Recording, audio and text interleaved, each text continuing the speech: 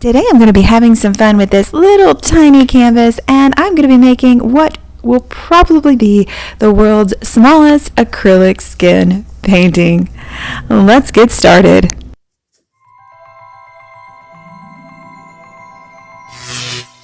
Now what I need are some acrylic skins, which is just dried acrylic paint. These are from pour painting, from palettes, left over from other projects. I work a lot in acrylic skins, and if you want to learn how to make those, I have some videos on how to make all kinds of acrylic skins for projects. Now I'm just going to choose a bag, and I'm going to begin. For this project, I am going to be choosing my purple skin bag because I think I'm going to make a moody mountain landscape, and to do that, I gotta have my purple bag.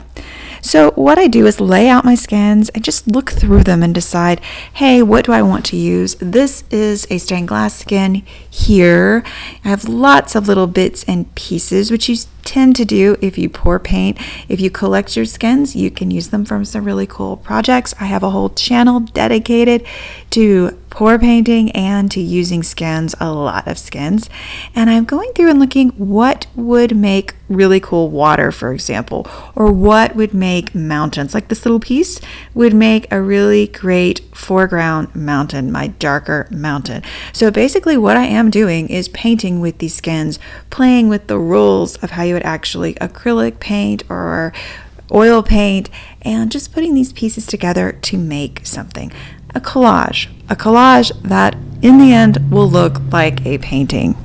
Now, some of my skins I tear, others I cut, and some of them, as you can see, I just use them as is. These are going to be my background mountains. They're going to be a lighter purple, just following the rules of foregrounds and backgrounds for acrylic painting. I used to do a lot of acrylic landscape painting, and so I'm just going to fit these to make sure they're the right size behind my other mountains.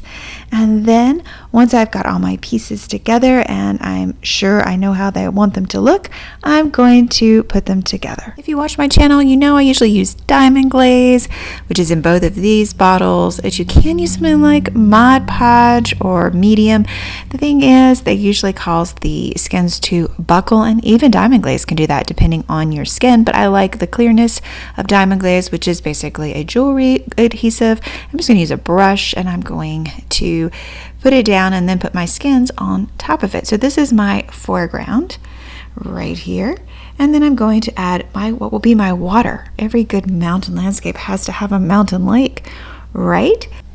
I'm going to be putting as little glue as possible, so I'm just going to be taking my paintbrush and making sure I go over that, and then I'm going to lay my pieces on top. I'm just going to make sure that my mountains are going to be where I want them to be. These are the background mountains, so they're going to have foreground or the darker mountains on top.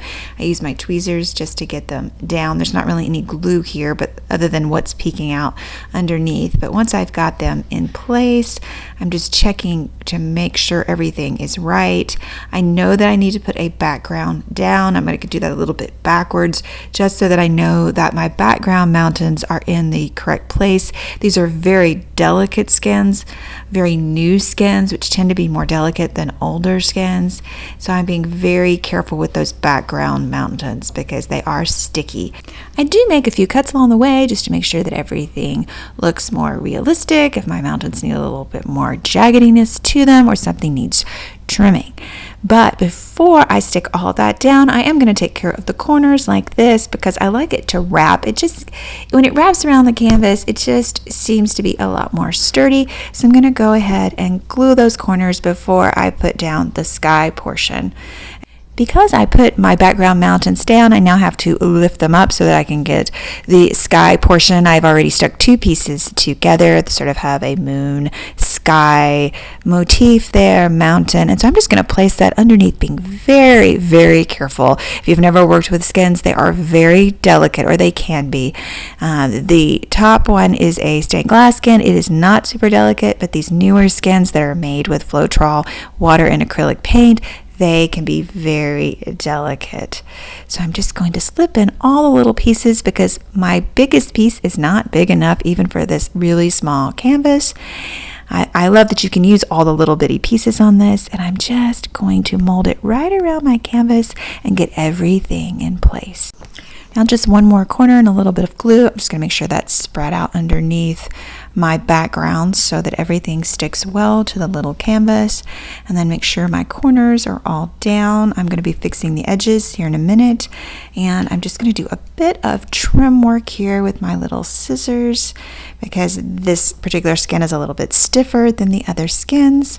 And then I'm just going to finish up the sides with some extra little pieces of skin so that there's no white showing. And this is what I end up with when I am done. Now I can put a layer of either resin or my diamond glaze over the top to protect the skins, but it's a super cute little painting. It'd be perfect for a dollhouse, and it's world's smallest acrylic skin painting. Let me know what you think about this little cutie in the comments below. And thanks for watching. Until next time, bye now.